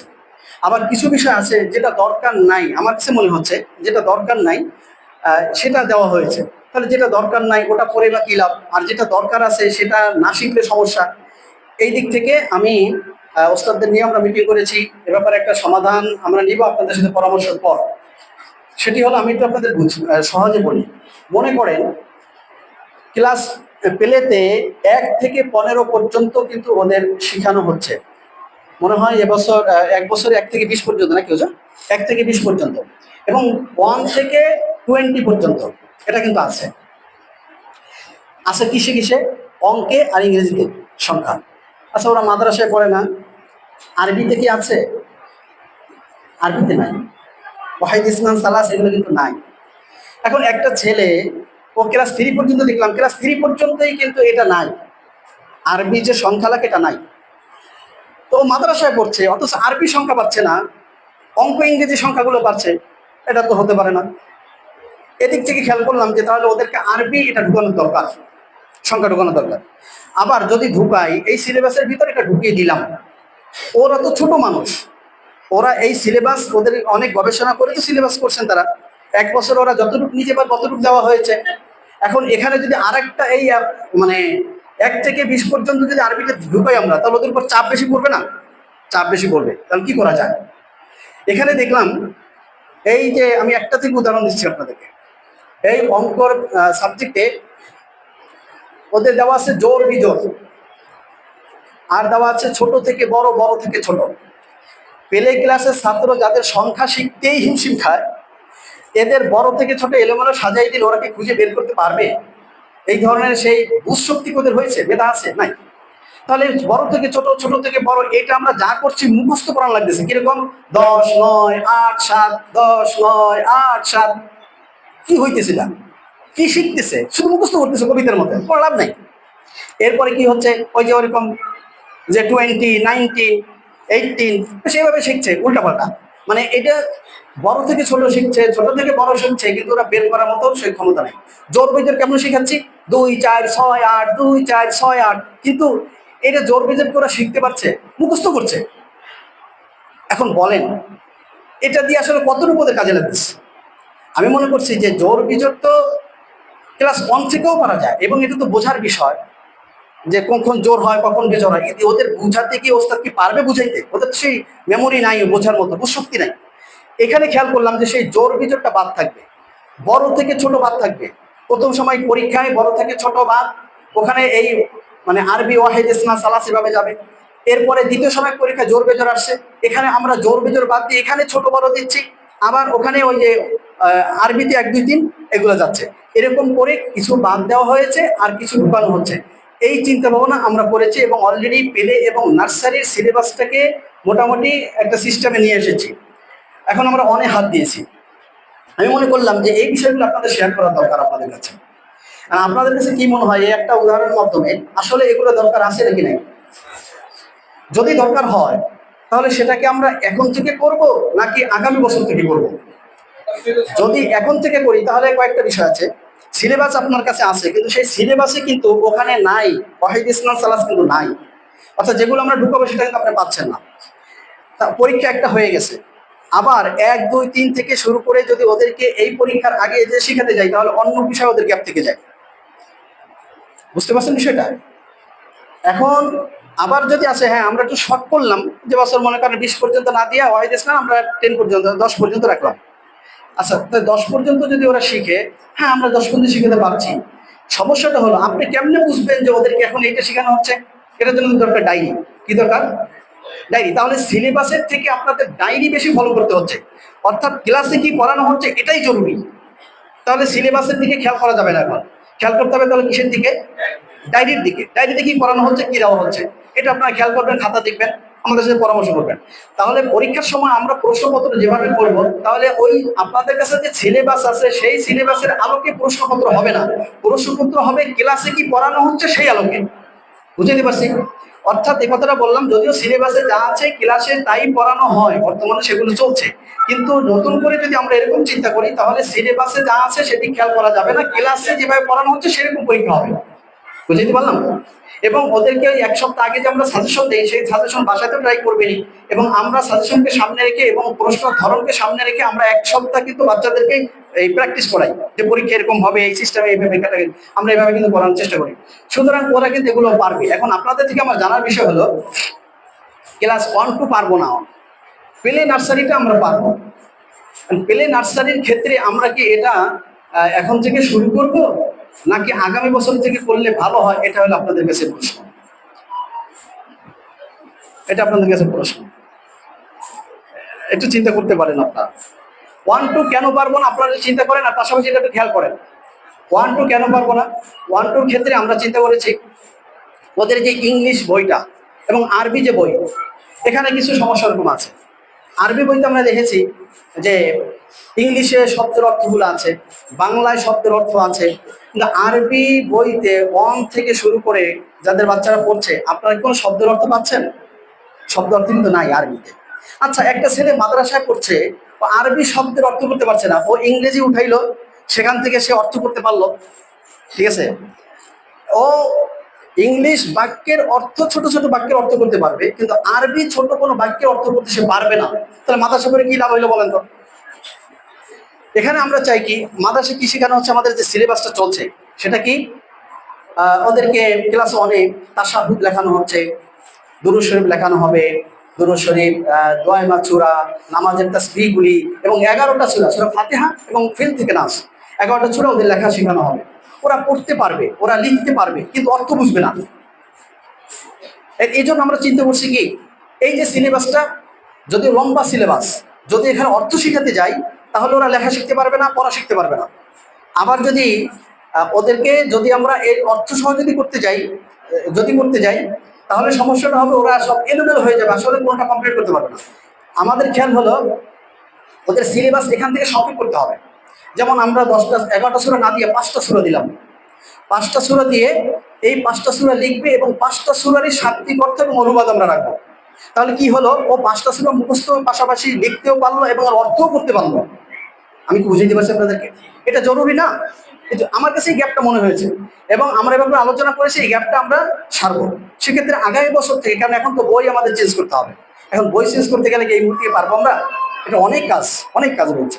সেক্ষেত্রে আমরা আগামী বছর থেকে ক্লাস 1-এর ইংরেজি এবং আরবি, ইংরেজিটা আছে সে আগের সেই পদ্ধতি, অ্যানালগ পদ্ধতি। আমরা চাই বিশ্বের আন্তর্জাতিক ভাষা বর্তমানে ইংরেজি, যদিও ওটা জোর করে নিছে, আন্তর্জাতিক মূলত ভাষা হলো আরবি, বিশ্বের সব থেকে বেশি আরবি ভাষায় ব্যবহৃত হয়, কিন্তু ইংরেজি ওরা ক্ষমতাবান তো, অস্ত্র আছে, এই জন্য ওরা বানাই দিছে আর কি ইংলিশ। যাই হোক, তো আমাদের ওদের সাথে মোকাবেলা করতে হবে, আমাদের সন্তানরা মোকাবেলা করবে না, আমাদের সন্তানের আরবিতেও তাদের জানতে হবে, আরবিতে জেনে ইংলিশে মোকাবেলা করবো ওদের সাথে ইনশাআল্লাহ। এই জন্য আরবি ইংলিশ আধুনিকভাবে ওদেরকে নিয়ে আসতে হবে এবং কথোপকথনের ভিতরে নিয়ে আসতে হবে। এখন বর্তমানে লেখা তো উঠেই যাচ্ছে বলতে গেলে, বড় যারা আছে এখন কম্পিউটারে লেখে না, সব কম্পিউটারে, এমনকি এরকম ইয়ারফোন দিয়ে শুধু বলতেছে আর ওদিকে অটোমেটিক লিখে দিচ্ছে, তো লেখাও লাগছে না, সব সাউন্ড। এখন আমার ছেলে আরবিতে বলতে পারে না, আমার ছেলে বা আমার মেয়ে ইংলিশে বলতে পারে না, তাহলে এই শুধু লেখার মাধ্যমে কি হচ্ছে? লেখার মাধ্যমে সব চ্যালেঞ্জ হয় না, ওদের শিখতে হবে, মৌখিকভাবে নিয়ে আসতে হবে। আমরা চাচ্ছি যে যে পড়াগুলিও পড়ছে এটা শুধু লেখা পদ্য সীমাবদ্ধ থাকবে না, এটা মৌখিকভাবে এটা চালু করতে হবে। এজন্য আমরা ক্লাসে করছি যে ইংলিশ এবং আরবি মিডিয়াম আকারে আমাদের মাদ্রাসা ইনশাআল্লাহ আত্মপ্রকাশ করবে। এখন এটা এই মুহূর্তে সম্ভব না, শুরুতেই সম্ভব না, কারণ ওরা বুঝবে না, এটা হিমশিম খেতে হবে, অভ্যস্ত না। এটা আমাদের ডে বাই ডে আমাদের অল্প অল্প করে আগাতে হবে। এই জন্য আমরা নতুন সিলেবাস প্রদান করবো ইংলিশ এবং আরবি, যেটা ওরা লেখা শিখবে, পাশাপাশি বলাও শিখবে। যে বাক্যটা শিখবে ওই বাক্যটা ওরা যখন আসবে কোনো ওস্তাদও ক্লাসে ওই বাক্যটা বাংলায় আর বলবে না, ইংলিশ ঘন্টায় ইংলিশে ওই শিক্ষক ইংলিশেতেই বলবে এবং ছাত্রদেরকে ইংলিশেই বলতে হবে। আরবিতে যে ক্লাস নেবেন আরবি শিক্ষক ওই বাক্যটা যদি কখনো আসে তাহলে সেটা আরবিতেই বলবেন, সেটা আর সে বাংলায় বলবেন না, ছাত্রও আরবিতে বলবেন। এইভাবে করে আমরা দৈনন্দিন জীবনে যে ব্যবহৃত শব্দ বাক্যগুলি এগুলো নিয়ে আসবো, এনে আমরা তাহলে এভাবে ইংলিশ এবং আরবি মিডিয়ামে আমাদের প্রতিষ্ঠানটা ইনশাল্লাহ দাঁড় করাতে পারবো। এখন মনে করেন আপনাদের কাছে কি মনে হয়, এটা কি জরুরি নাকি যেভাবে আছে এরকম থাকলে ভালো হয়? এটা জরুরি। এখন এইটা জরুরি করতে গিয়ে আমাদের তো অনেক কাজ করতে হবে। সব থেকে বড় কথা হলো আপনাদের সাপোর্ট আমাদের দরকার, আপনাদের সাপোর্ট দরকার। সেই সাপোর্টটা কি? এই যে এতদিন যে গ্যাপগুলো হয়েছে এই গ্যাপগুলো কিন্তু আর করা যাবে না। যে বিষয়গুলো সতর্ক করছে এটা আপনাদের আসতে হবে। যদি আপনারা আমাদের এই কাজগুলির উপরে আন্তরিক থাকেন, যদি আপনাদের মনে হয় যে না সত্যিকার অর্থে হুজুরের বা এরা যে চিন্তা ভাবনা করছে এটা করলে ভালো হয়, এটা বুঝবো আপনাদের এই আচার আচরণ বলতে মানে ওদের লেখাপড়ার ক্ষেত্রে আর কি, বুঝছেন যে আপনারা কতটুকু অ্যাক্টিভ, আমাদের কথা কতটুকু শুনছেন, কতটুকু মানছেন, কিভাবে ওদেরকে খেয়াল করছেন। তা না হলে যদি অভিভাবকরা যদি আমাদের উপর এই আস্থা বিশ্বাস এতটুকু যদি না থাকে তাহলে আমরা হয়তো নতুন করে সিলেবাস প্রণয়ন করলাম, আমরা এত চিন্তা ভাবনা করলাম, অথচ সেগুলো কোনো কাজে আসলো না, তাহলে এগুলো করে তো কোনো লাভ নেই। আমি চাই, আমার স্বপ্ন, আমার আশা, আমার এখান থেকে যে ছাত্র বের হবে ও সেরাদের সেরা বের হোক। কামরাঙ্গীর চরের মধ্যে প্রত্যেকটা মানুষ এটা বলুক যে ওই ইলমুলাহি মডেল মাদ্রাসার মতো মাদ্রাসা আরেকটা হয় না। আমি এরকম প্রমাণ করতে চাই, এটা আমার স্বপ্ন, আশা, বিশ্বাস। এবং আগে শুরুতেই বলছি আমি তেরা মানুষ বলছিলাম, ওই যে একটা বিষয় বললে ওইটা না করতে পারলে আমার আর মাথা ঠিক থাকে না। ওই পর্যন্ত আমি যাওয়ার জন্য আমার সেই চেষ্টা চলছে, আপনাদের সহযোগিতা চাই এবং এটা ঘটবেই ইনশাআল্লাহ, এটা ঘটবেই। ইসলাম প্রতিষ্ঠা বিশ্বের বুকে হবেই। সেই ইসলাম প্রতিষ্ঠার ক্ষেত্রে আমি অংশগ্রহণ করি বা না করি, আমার জায়গাটা অবশ্যই কেউ না কেউ ফিল আপ করবে, কিন্তু যদি সেটা আমি ধরে রাখতে পারি সেটা আমি লাভবান। কিন্তু আমি করলাম না মানে ইসলাম প্রতিষ্ঠা হবে না, বিষয়টা এমন না। ঠিক এরকম কথা ইলমুলাহি মডেল মাদ্রাসা ইনশাআল্লাহ, আমার বিশ্বাস আল্লাহ যদি আমাকে বাঁচিয়ে রাখেন, তার সাহায্য যদি থাকে, যেভাবে তিনি সাহায্য করছেন ওরকম সাহায্য যদি সামনে তিনি আমার রব যদি রাখেন, আমার বিশ্বাস আমি এটা প্রমাণ করবো ইনশাআল্লাহ। এখন এখানে আপনারা সহযোগিতা যদি আমাকে করেন তাহলে অবস্থানটা থাকলে আমরা একই সাথে থাকলাম, খুব ভালো হলো। বিশ্বাস করেন যদি এক্ষেত্রে কারো কোনো সমস্যা থাকে সেই জায়গা অবশ্যই কেউ না কেউ পূরণ করবে। আমার বিশ্বাস আমার রব আমাকে হারাবে না ইনশাআল্লাহ। এখন আপনাদের আমি সাথে চাই, আপনাদের আমি সাথে চাই। এক্ষেত্রে কি করতে হবে? মান তো আমাদের সন্তানদের লেখাপড়ার মান তো বাড়াইতে হবে। আমার এবছরই কয়েকটা ছাত্রকে ফিরিয়ে দিতে হয়েছে, ক্লাসে ভর্তি নিতে পারি নাই। কেন? কোঠা আর ফাঁকা নাই। এই যারা ফিরে গেছেন তাদের কথা হলো তার আগামী বছর আমার এখানে আসবেন প্রতিষ্ঠানে। আমার প্রতিষ্ঠানে পরিবহন প্রথমে ছিল, বন্ধ করে দিয়েছি ড্রাইভারের সমস্যার জন্য, আবার পরিবহন নামানোর চিন্তা ভাবনা করছি। পরিবহন যখন আমি নামাবো, আমি আগের যে এলাকায় ছিলাম ওই এলাকা থেকে কয়েকজন অভিভাবক প্রস্তুত তাদের সন্তানদেরকে দিবেন।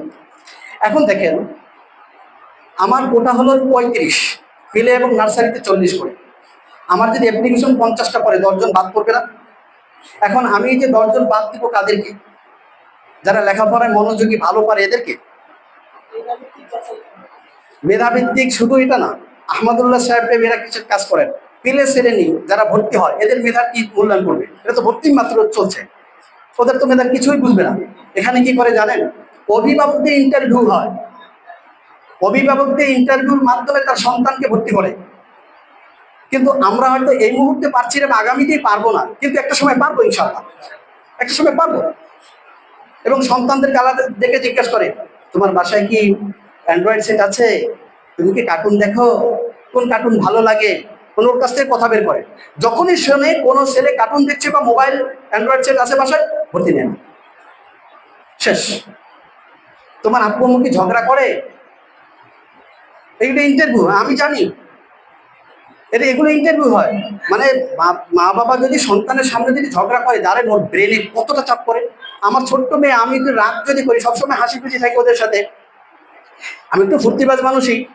এখন ওর যদি কোনোদিন দেখে যে আমার মনটা খারাপ, আমি হাসছি না, পাশে এসে বসে এরকম করে, মানে ও বুঝে যে আব্বুর অবস্থা, ও খালি পাশে ঘুরঘুর ঘুরঘুর করতে থাকে।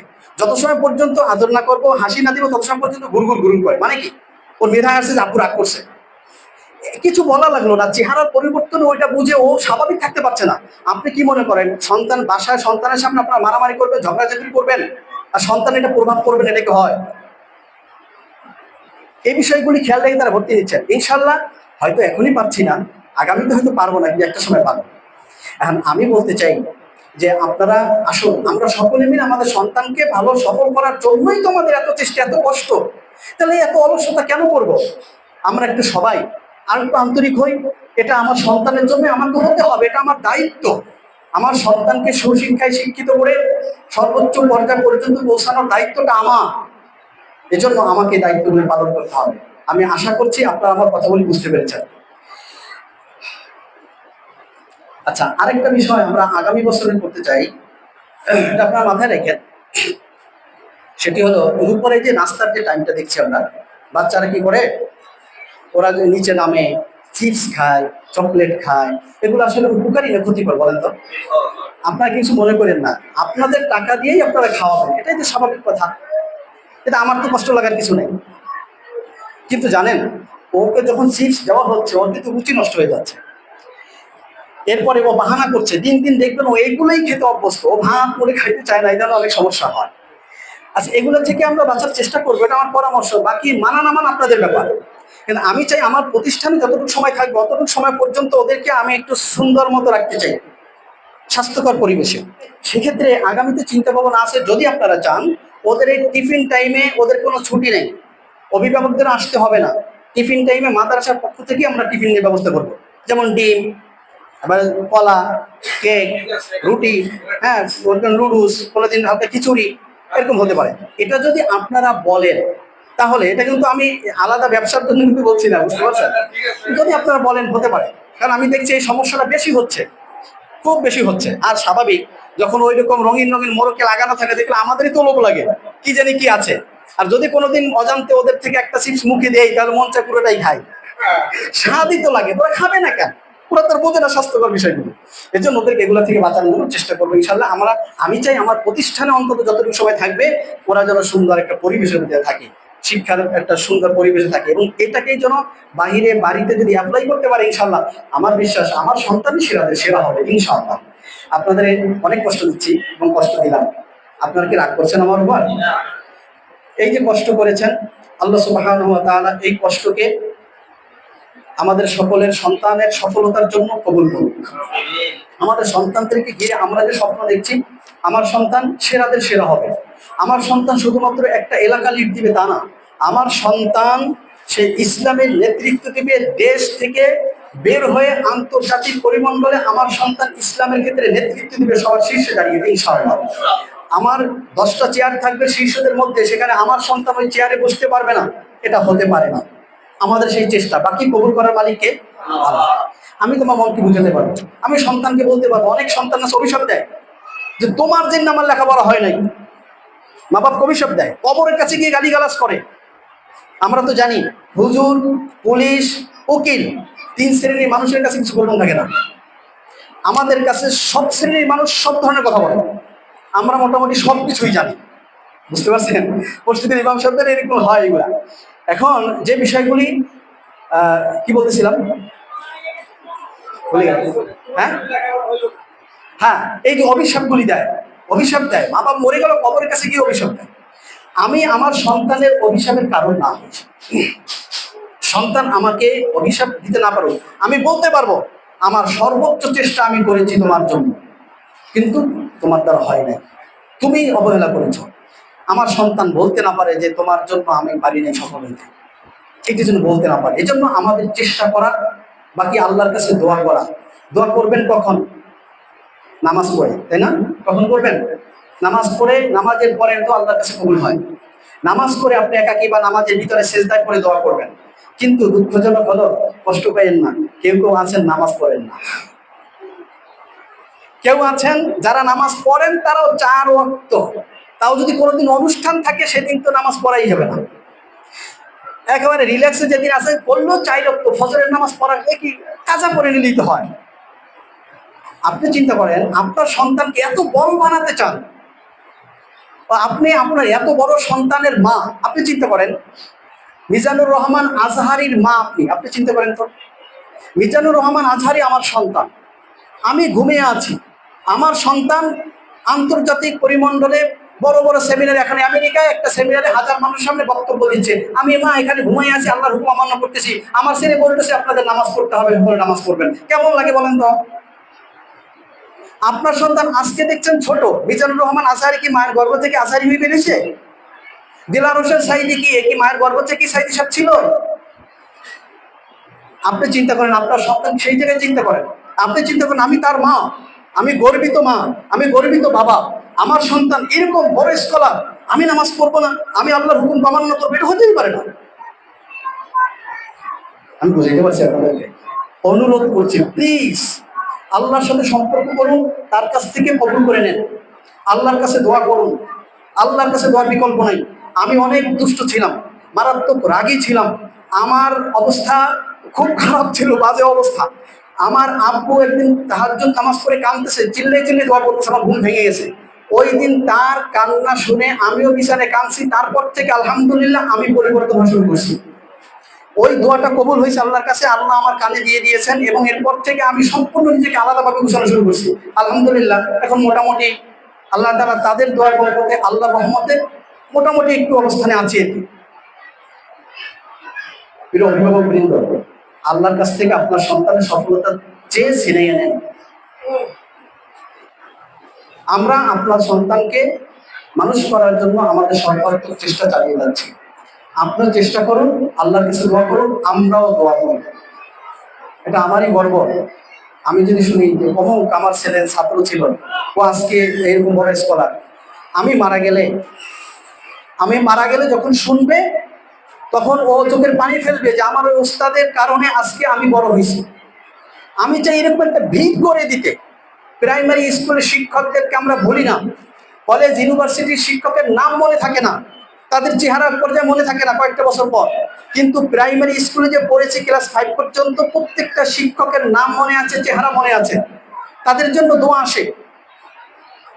তাহলে এই ছোটবেলায় আমি মনে করি যে আমার সন্তানদের যারা এখানে পড়ে, আমরা ওরকম ভিত গড়ে দিতে চাই, ভবিষ্যতে যেখানে যাক, যে পর্যায়ে থাকুক, আমাদের কথা শুনলে মনে আসলে যেন চোখে 2 ফোঁটা পানি আসে, আমাদের জন্য দোয়া করবে, এরকম চিন্তা চেতনা আমাদের রয়েছে। ইনশাল্লাহ এটা হবে, আমরা চেষ্টা করছি। আপনাদের অনুরোধ করছি, বারবার বলছি, আপনার সন্তানের সফলতার জন্য আপনি চেষ্টা করুন, আল্লাহর কাছে দোয়া করুন, এবং আমরা সকলে নিজেকে, আমাদের ভুল ত্রুটি গুনাহগুলিকে বাদ দিয়ে আমরা আল্লাহমুখী হয়ে যাই, আল্লাহ ওয়ালা হয়ে যাই, আল্লাহর সাথে সম্পর্ক করি। ইনশাআল্লাহ আল্লাহর সাথে সম্পর্ক হয়ে গেলে আমার আল্লাহ আমার দোয়া ফিরাবে না, ইনশাআল্লাহ। এই বলে সকলের কাছে যা কথাগুলি বললাম, আমার কথায় যদি কেউ কষ্ট পেয়ে থাকেন, বিশ্বাস করুন কাউকে কষ্ট দেওয়ার জন্য বলিনি। কারো কোনো কথায় ব্যক্তিগতভাবে কেউ যদি কারো সমস্যাটা আপনার কাছে থাকে, আমি যখন বলেছি মনে হতে পারে ওদের আমাকে বলছে, তো আসলে আপনাকে বলা না, আমাদের সকলের সতর্কতার জন্য বলা। তো এভাবে আপনারা যদি তারপরও কোনো অজান্তে শব্দ চয়নে, আমার আচরণে, বডি ল্যাঙ্গুয়েজে কোনোভাবে যদি আপনারা কষ্ট পেয়ে থাকেন, আমি ক্ষমা চাচ্ছি। আর আপনাদের সকলের জন্য দোয়া করছি এবং দোয়া চাচ্ছি। আল্লাহ সুবহানাহু ওয়া তাআলা আমাদের উভয়ের স্বপ্নকে, আমাদের সন্তানকে ঘিরে কবুল করার তৌফিক দান করুন। আমিন। আখির দাওয়ানা আলহামদুলিল্লাহি রাব্বিল আলামিন। সকলকে ধন্যবাদ জানাচ্ছি। বিষ্ণু পরে বললাম না, পরে এক সময় বলবো ইনশাআল্লাহ। আসসালামু আলাইকুম ওয়া রাহমাতুল্লাহ।